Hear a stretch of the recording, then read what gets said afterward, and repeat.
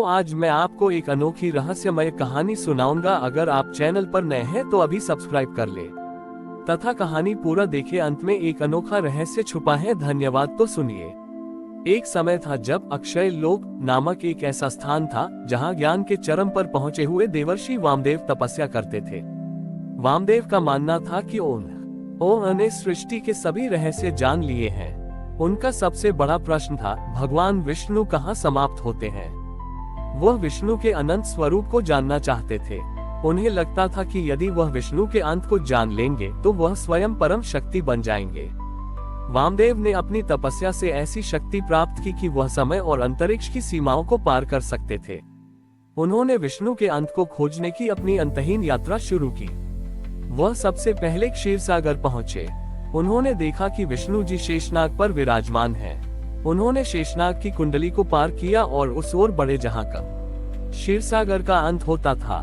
वह चलते गए, युगों तक चलते गए। उन्होंने देखा कि क्षीरसागर का जल समाप्त हो गया, लेकिन उसके बाद अनगिनत ब्रह्मांडों की श्रृंखला शुरू हो गई। वामदेव ने एक एक करके अरबों ब्रह्मांडों को पार किया। उन्होंने देखा कि हर ब्रह्मांड में सृजन, पालन और संहार हो रहा है और हर जगह विष्णु किसी न किसी रूप में मौजूद है। यात्रा के दौरान वामदेव का शरीर थक गया, उनका मन विचलित हो गया, लेकिन विष्णु का अंत उन्हें कहीं नहीं मिला। अंततः वर्षों की यात्रा के बाद वामदेव एक ऐसे अंधकार में शून्य में पहुंचे जहां न तो कोई तारा था न कोई समय। वहां केवल एक विशाल नीली लौ थी जो स्थिर थी। वामदेव ने सोचा, ये अवश्य ही विष्णु के अनंत स्वरूप का अंतिम किनारा होगा। जैसे ही वामदेव उस लौ के पास पहुंचे, वह नीली लौ फटी और उससे एक विशाल ध्वनि निकली, ठीक वैसी ही ध्वनि जैसी एक शिशु के जन्म पर निकलती है। उस ध्वनि के साथ ही वामदेव ने देखा कि वह लौ धीरे धीरे एक अत्यंत वृद्ध, शांत पुरुष के रूप में बदल गई। वृद्ध पुरुष ने वामदेव की ओर देखा और स्नेह से हंसे। उन्होंने वामदेव को अपने हाथों में उठाया और धीरे से अपनी उंगली से एक और इशारा किया। देखो वामदेव, तुम कहाँ हो? वामदेव ने उस दिशा में देखा जहां वृद्ध पुरुष ने इशारा किया था।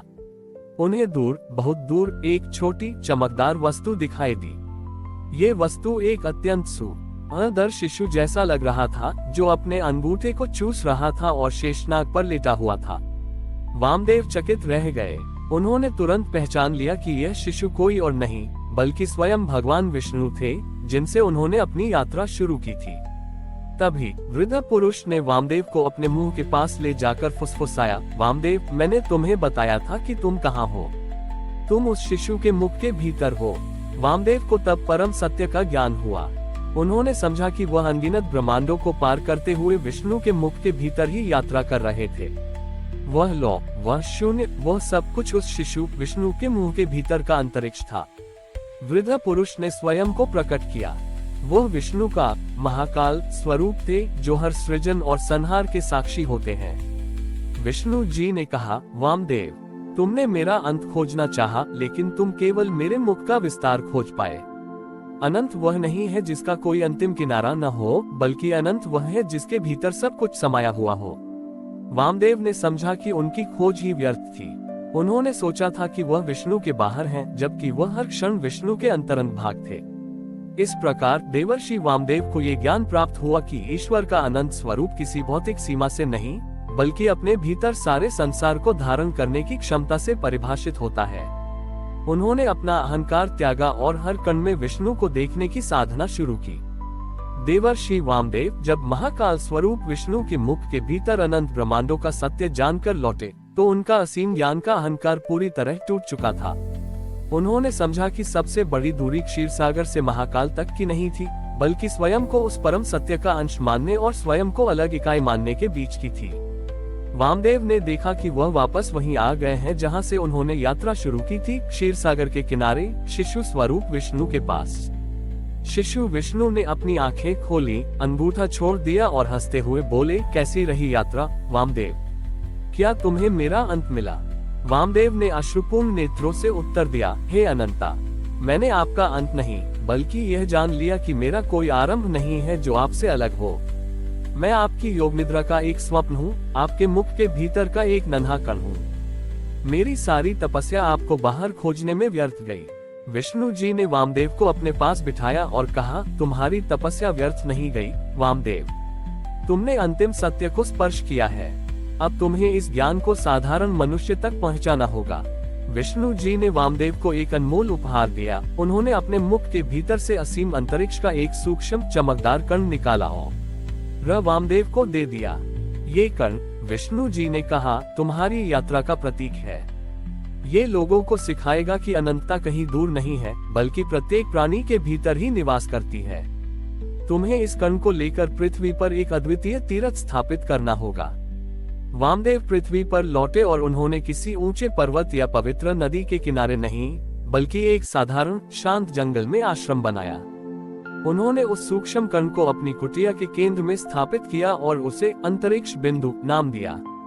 उन्होंने लोगों को बुलाकर कहा, इस बिंदु को देखो, ये विष्णु के मुख के भीतर का अनंत ब्रह्मांड है। जब भी तुम यहाँ आओ तो यह मत पूछो कि ईश्वर कहाँ है, बल्कि यह पूछो कि ईश्वर मुझ में कहाँ नहीं है। वामदेव ने ये सिखाया कि सबसे बड़ा तीर्थ बाहर कहीं नहीं है, बल्कि अपने हृदय के भीतर है। उन्होंने लोगों को ध्यान की ऐसी विधि सिखाई जहाँ वे अपने मन को विष्णु के मुख के समान शून्य और अनंत बनाने का प्रयास करते थे। धीरे धीरे वामदेव का आश्रम ज्ञान और शांति का केंद्र बन गया। लोग वहां अपने अहंकार और सीमाओं को त्याग कर अपने भीतर के अनंत स्वरूप को खोजने आते थे। इस प्रकार देवर्षि वामदेव ने ये सिद्ध किया कि भगवान विष्णु का अनंत स्वरूप कोई दूर की अवधारणा नहीं है, बल्कि हर प्राणी के भीतर की असीमित चेतना है, जो हर कण को स्वयं विष्णु का अंश बनाती है। हमारी और भी आध्यात्मिक एवं अनोखी कहानियां देखने के लिए हमारे चैनल पर जाएं तथा धार्मिक एवं पौराणिक अनोखी कहानियां हमारे चैनल पर है। कृपया जाके देखें तथा हमारे चैनल को सब्सक्राइब करके रखें और वीडियो लाइक जरूर करें। धन्यवाद।